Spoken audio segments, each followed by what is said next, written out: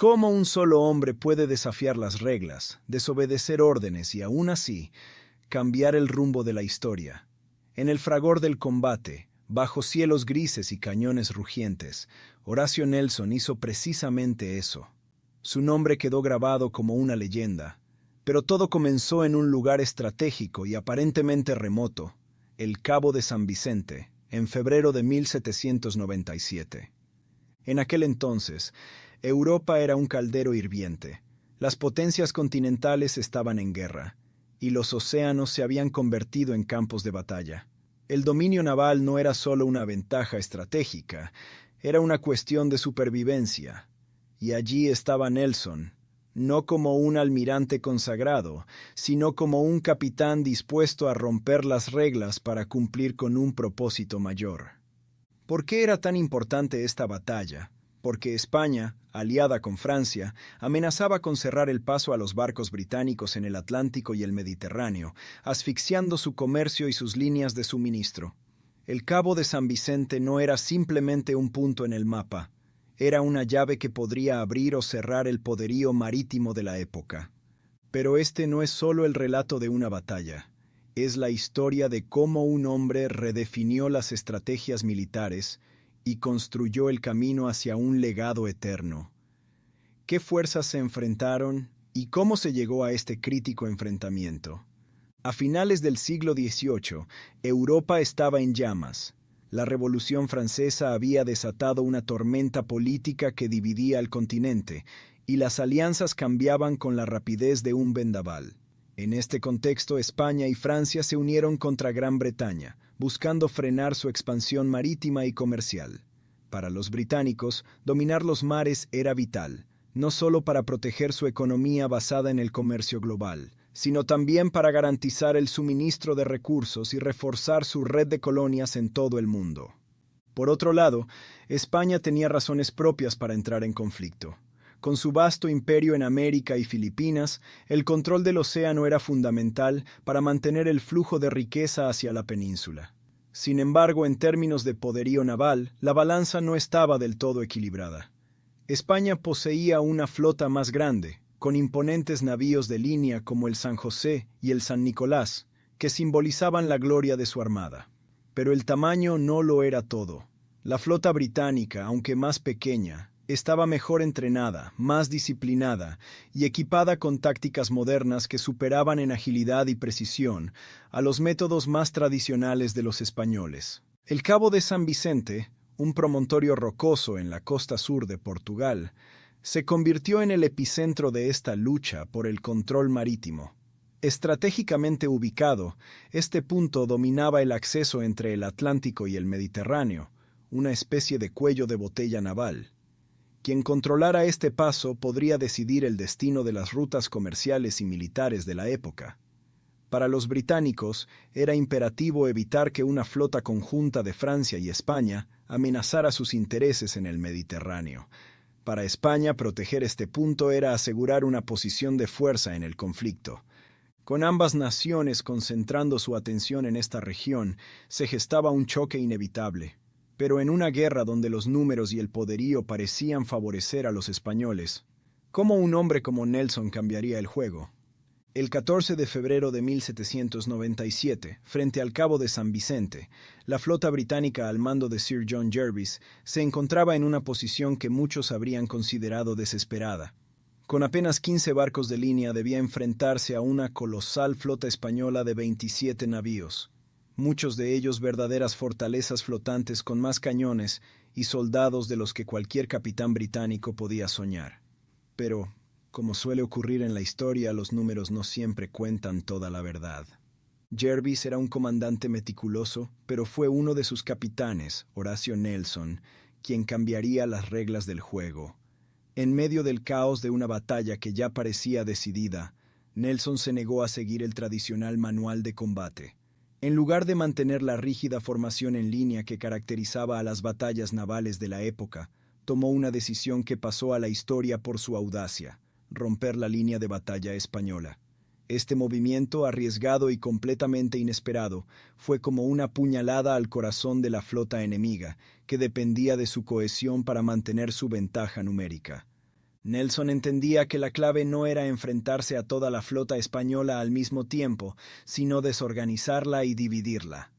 Su táctica de dividir y conquistar era simple en concepto, pero revolucionaria en ejecución. Al cortar la línea española, separó a los barcos más poderosos de sus aliados, obligándolos a combatir de forma aislada. Esto anuló la superioridad numérica de los españoles y permitió que los británicos concentraran sus fuerzas en los puntos más vulnerables. Nelson no solo ejecutó esta maniobra con precisión, sino que lo hizo desobedeciendo órdenes explícitas. En lugar de esperar la señal de Jervis, actuó por instinto, confiando en que su audacia sería recompensada. Este acto de rebeldía transformó una batalla que parecía perdida en un triunfo táctico. Los cañones británicos rugieron, los barcos españoles comenzaron a desmoronarse, y el control del campo de batalla pasó rápidamente a manos de los británicos. Pero ¿cómo pasó esta estrategia de ser una apuesta desesperada a un éxito histórico? El estruendo de los cañones rompió la quietud del Atlántico aquella mañana del 14 de febrero. La batalla en el Cabo de San Vicente comenzó como un choque de titanes, 15 barcos británicos frente a 27 imponentes navíos españoles. Los cielos se oscurecieron por el humo de los disparos, mientras los maderos crujían y los proyectiles destrozaban velas y cubiertas. Era un enfrentamiento feroz, donde cada decisión podía significar la vida o la muerte de cientos de hombres. La estrategia de Nelson no tardó en dar frutos. Al romper la línea de batalla española, sembró el caos en la flota enemiga.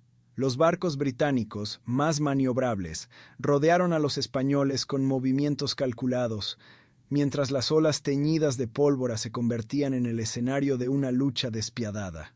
Pero fue en un momento crítico cuando Nelson, en lugar de dirigir desde la seguridad de su barco, decidió que era hora de tomar un papel más activo. A bordo del HMS Captain, Nelson identificó dos de los buques más grandes y formidables de la flota española, el San José y el San Nicolás. Ambos navíos, cargados con pesadas baterías de cañones y cientos de soldados, eran símbolos de la fuerza naval española. Nelson, viendo una oportunidad única, ordenó acercarse al San Nicolás y, sin dudarlo, dirigió un abordaje directo. Este no era un acto típico de un capitán. Era una demostración de valentía y liderazgo que inspiró a sus hombres a seguirlo. El abordaje del San Nicolás fue un caos controlado. Entre gritos, disparos de mosquete y el choque de aceros, Nelson lideró a sus marinos a través de la cubierta enemiga. Pero no se detuvo ahí. Tras asegurar el control del San Nicolás, vio que el San José, que se encontraba junto a él, estaba vulnerable. Sin pensarlo dos veces, usó el barco capturado como puente y lideró un segundo abordaje, uniendo ambos combates en lo que después sería conocido como el Puente de Nelson. En un acto de pura audacia, logró capturar no uno, sino dos navíos en un único movimiento, algo prácticamente inaudito en la historia naval. Mientras tanto, el resto de la batalla no careció de actos heroicos. Historias de marinos anónimos que lucharon con valentía recorrieron la flota británica. Hombres que, con las manos ensangrentadas, cargaban pólvora a los cañones o reparaban velas bajo fuego enemigo. Cada victoria encubierta era el resultado del sacrificio de aquellos que creían en su causa y en su líder. Con la captura del San José y el San Nicolás, el ánimo de la flota española se quebró. Estos barcos no solo eran gigantes en tamaño, sino también símbolos de la confianza española en la batalla. La victoria británica fue decisiva, y la reputación de Nelson quedó consolidada como la de un estratega brillante y un héroe intrépido. Pero ¿qué significaron estos triunfos para el futuro de la supremacía naval británica y para el propio Nelson? Esa es la clave del legado de esta batalla. La victoria en el Cabo de San Vicente no fue solo un triunfo en una batalla, sino un punto de inflexión en la historia naval europea. Para Gran Bretaña, marcó el comienzo de una era de supremacía marítima que definiría el curso de las guerras napoleónicas y más allá. Al derrotar a una flota española superior en número, los británicos no solo reafirmaron su dominio en el Atlántico y el Mediterráneo, sino que enviaron un mensaje claro. El control de los mares estaba en manos británicas, y su armada era prácticamente invencible. Para Horacio Nelson, esta batalla fue el trampolín que lo catapultó al estatus de héroe nacional. Aunque aún no tenía el rango de almirante, sus acciones en el Cabo de San Vicente demostraron una mezcla de audacia, innovación y liderazgo que pocas veces se había visto en el ámbito militar. La prensa británica lo celebró como el hombre que había desafiado las normas y ganado. Su nombre comenzó a resonar no solo en las tabernas y los salones de Inglaterra, sino también en el corazón de sus enemigos. Este momento de gloria fue un preludio a su destino final, la batalla de Trafalgar, donde su genialidad estratégica alcanzaría su máxima expresión, sellando de una vez por todas la supremacía naval británica. Para España, la derrota fue un golpe devastador. El prestigio de su armada, que una vez había dominado los océanos, quedó gravemente dañado. La pérdida de barcos clave como el San José y el San Nicolás fue un duro recordatorio de que la tecnología y las tácticas navales españolas se habían quedado atrás frente a una Royal Navy que marcaba el ritmo de la guerra moderna.